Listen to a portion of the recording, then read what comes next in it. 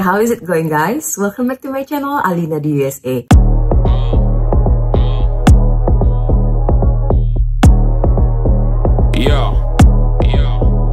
Di channel ini aku banyak membahas tentang segala sesuatu yang berbau Amerika dari sudut pandang orang Indonesia. Jika hal-hal mengenai pop culture, studi, bekerja, menikah, dan tinggal di luar negeri adalah sesuatu yang kalian minati, maka channel ini cocok untuk kalian. Thanks for stopping by, subscribe and like are highly appreciated. Thank you guys, and enjoy the video. Di video kali ini aku mau ngebahas tentang perhelatan Grammy 2023 yang baru aja dilaksanakan hari Minggu kemarin. Nah, aku sudah ngumpulin berbagai macam hal-hal yang lucu, yang bisa menjadi hiburan lah buat kita, dan sudah kukurasi untuk kita tonton bersama-sama. Semoga kalian suka ya. Dan kalau kalian suka, please comment and subscribe dan like video ini, kasih tahu aku ide-ide menarik lainnya. Seperti biasa, video ini disponsori oleh Maxima Stiftung. Maxima Stiftung adalah sebuah perusahaan yang bergerak di bidang jasa, memberikan informasi tentang studi ke luar negeri, bekerja ke luar negeri, khususnya ke Jerman ya, dimana kalian anak-anak muda usia 18 sampai dengan 30 tahun bisa ke Jerman dengan legal, terus mendapatkan pelatihan setara dengan Politeknik atau D3 kalau di Indonesia, tapi ini dibayar. Hey guys, di Indonesia nggak ada yang seperti ini kan. Kalau kalian kuliah itu biasanya kalian membayar sekolahnya, tapi ini dibayar karena kalian akan magang di sebuah perusahaan, dan ketika lulus kalian akan di-hire sama perusahaan tersebut otomatis. Kalian akan mendapatkan gaji minimal 11 jutaan per bulan, dan semua uang gaji kalian tinggal masuk ke kantong atau dikirim ke orang-orang tersayang di Indonesia, karena tempat tinggal, makan, transportasi, bahkan asuransi itu sudah diurus sama perusahaan yang meng-hire kalian. Mau tahu informasinya lebih lanjut? Hubungi Maxima Stiftung ya.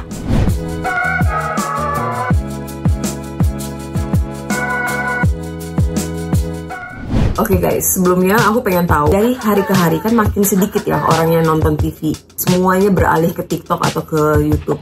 Dan aku ingin tahu, masih ada nggak sih yang bela-belain nonton Grammy dan pengen tahu di Grammy ada apa? Nah, kalau di Amerika itu, orang-orangnya nggak terlalu FOMO ya, kecuali anak-anak mudanya mungkin. Yang beda sama orang Indonesia. Orang Indonesia tuh kayak FOMO banget gitu. Menurut pengamatanku pribadi, di Indonesia itu cenderung trending-trendingan ya. Kayak FOMO banget gitu, lagi musimnya Bunda Korla gitu kan, lagi musimnya si Lesti Billiar, itu karena mungkin dunia entertainmentnya tuh sentralistik di Jakarta ya, artis-artisnya ada di Jakarta kayak gitu kan. Nah, kalau di Amerika sedikit beda, FOMO itu ada tapi tidak separah negara-negara Asia ya. Masih ada yang nontonin TV, terutama pas acara-acara tahunan ya, kayak football, Grammy, Oscar, kayak gitu. Nah, tapi kecenderungan memang makin berkurang, popularitasnya makin berkurang, karena ya perubahan zaman ya. Sekarang orang nggak mau stuck di depan TV bengong gitu, nggak kayak dulu ya, karena hiburan tuh bisa diakses dari mana-mana. Jadi memang harus diakui popularitasnya semacam Grammy itu sudah mulai berkurang pelan tapi pasti. Udah nggak banyak orang yang tahu siapa pemenangnya Grammy sekarang gitu kan. Tapi tetap ada fans fanatiknya yang bela-belain datang ke acara Grammy tersebut gitu ya, kalau di Amerika gitu kan, yang bener-bener ngefans banget, terutama anak-anak muda gitu. Nah, berikut adalah kumpulan dari berita-berita, artikel yang aku kurasi untuk kalian tercinta, oke? Berita Grammy 2023 yang paling mencengangkan adalah kemenangannya Beyonce. Sebetulnya nggak mencengangkan, dia sih selalu menang ya, hampir selalu menang. Di tiap tahun tuh selalu ada kategori-kategori yang dia menangin. Cuma di tahun ini dia mecahin rekor guys. Dia mecahin rekor sebagai seniman atau pemusik yang menangin award terbanyak sepanjang masa. Jadi Beyonce ini memenangkan 34 award, lebih banyak daripada yang sebelumnya, namanya George Soti, seorang konduktor. Dia menang sekitar 31 award kalau tidak salah. Dan ya sebetulnya nggak shocking banget sih, dia tuh queen gitu. Usianya sudah nggak terlalu muda, tapi masih eksis luar biasa. Tiap 1 atau 2 tahun sekali bikin album, dan albumnya tuh selalu masuk Grammy. And not to mention she's very beautiful. Bahkan menurut pendapatku nih, dia tuh nyaris sempurna kan. Ini menurutku aja nih, andai Beyonce diselingkuhin sama suaminya si Rizky Billiar itu, berarti kayak para cewek-cewek, none of us are safe. Kalau Beyonce aja diselingkuhin, berarti none of us are safe, para cewek-cewek. Setuju gak? So Beyonce menang di hampir semua kategori yang dia nominasikan, yaitu Best R&B Song, Best Dance Album, Best Dance Song, Traditional Song, many ya. Tapi berita yang paling mengejutkan buat orang Amerika adalah kemenangannya si Harry Styles ngalahin si Beyonce di Best Pop Album of the Year. Yang aku personally nggak terlalu setuju, lagunya nggak segitu bagusnya. But hey, yang nonton musik-musik anak muda itu kan rata-rata anak muda ya, and I'm not young anymore. jadi mungkin gue udah nggak relate sama itu, so that's okay. Sementara di kategori jazz, aku sebagai pecinta jazz juga cukup bahagia karena terbukti musik ini masih tetap abadi dan masih eksis di genre musik dunia. Dan pemenangnya adalah Samara Joy, which I never heard about her before karena aku itu penggemar jazz yang klasik banget gitu. Jadi yang baru-baru tuh aku nggak terlalu tahu. Cukup senang bahwa jazz tuh masih tetap eksis. Lalu seperti biasalah pemenang-pemenang langganan ya, siapa lagi sih? Taylor Swift, Adele, itu nggak mungkin nggak menang gitu kan ya. Jadi Adele menang di Best Pop Solo Performance, lalu si Mbak Swift menang di kategori Best Music Video. Nggak banyak Asian representatif yang muncul. BTS berkali-kali dinominasikan dan berkali-kali juga tidak membawa apapun. Artis Indonesia juga tidak kelihatan di sana. Aku coba cari-cari artikelnya, nggak ada satupun media yang meliput artis-artis Indonesia yang datang. Entah mereka datang, entah enggak gitu ya.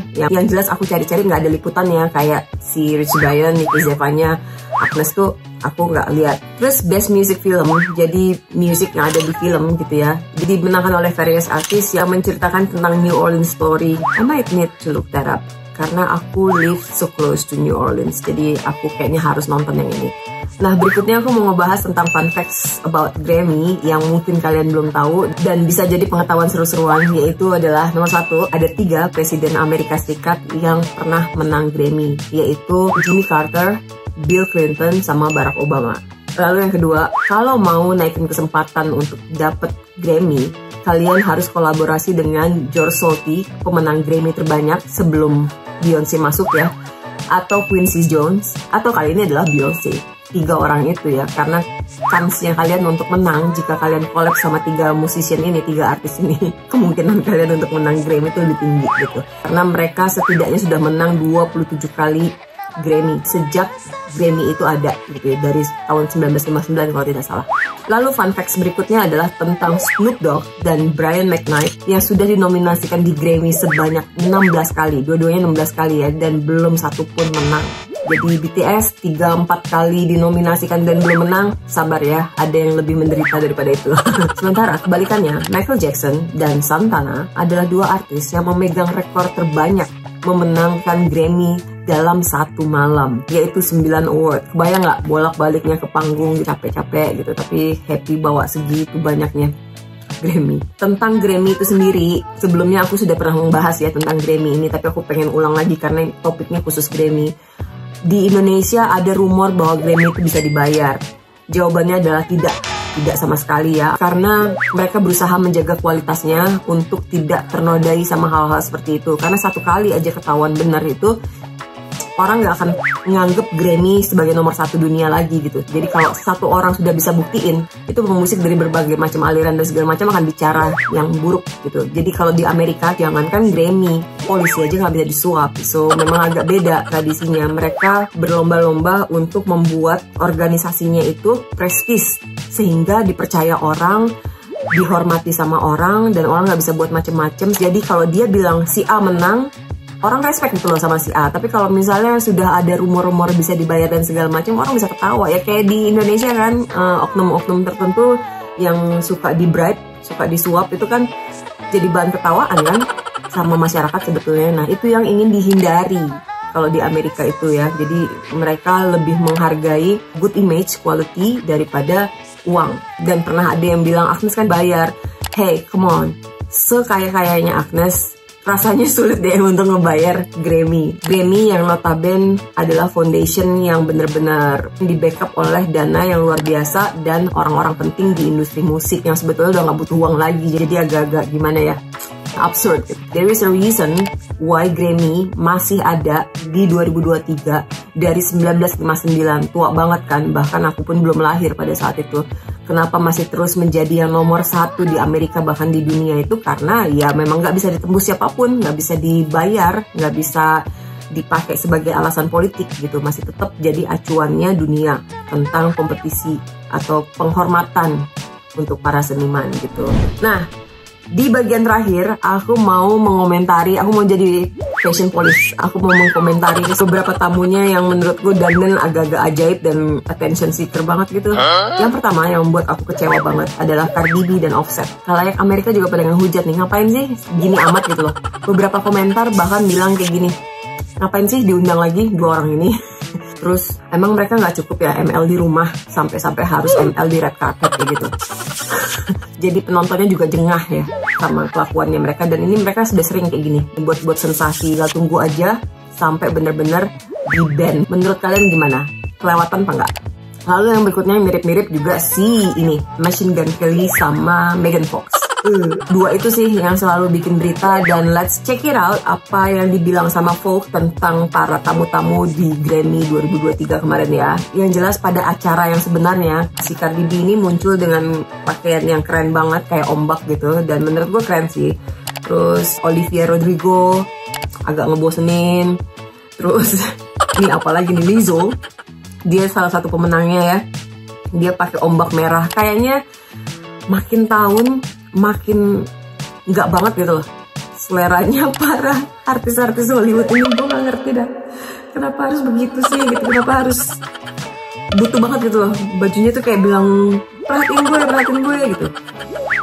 Nah lalu ada si Muni Long, cukup cantik.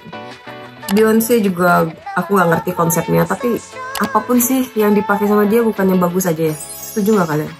Yang cowok-cowok biasa aja. Terus si Camila Cabello pakai BH datang ke sana. Not really, I don't really like it. Yang paling menarik perhatian adalah si Harry Styles. Aku nggak ngerti konsep bajunya, queer banget gitu loh, ala akrobatik sirkus gitu. Mungkin buat kalian oke, tapi buat aku nggak banget. Kasih tau deh komen kalian gimana menurut kalian. Terus menurut kalian si Harry Styles tuh ganteng gak sih?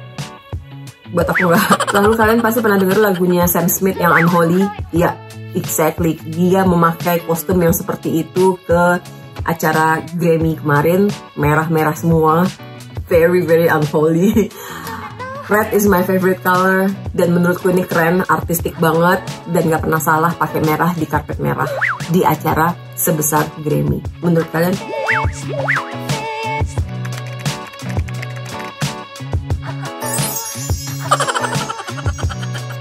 Lalu yang nggak pernah ngebosenin dan selalu ditunggu-tunggu sama media pasti Taylor Swift ya. Udah badannya tinggi dan dia selalu menggunakan pakaian-pakaian yang nggak mengecewakan pengagum classy and poshy girl gitu ya. So kalau menurutku pribadi dia adalah pemenang dari best kostum malam itu. Walaupun sebetulnya sederhana tapi tetap anggun dan enak dilihat gitu. Everlasting. Terus sisanya ada si Shania Twain, tau kan? That don't impress me much. Dia pakai baju ala sapi, tapi sebetulnya bukan ala sapi. Gimana sekilas kayak corak sapi gitu. Ini dibuat sama perancang Jepang yang baru-baru ini berkolaborasi sama Louis Vuitton juga. Sisanya artis-artis yang lain bisa dilihat di sini.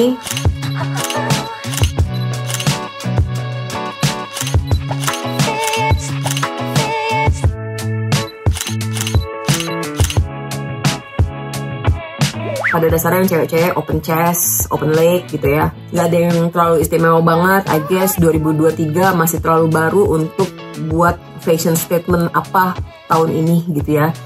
Oke lah, semoga kalian nikmatin apa yang aku kumpulin hari ini. Please let me know in the comment kalian suka yang mana. Oke deh, gitu aja videonya, and I'll see you on my next video. Bye-bye.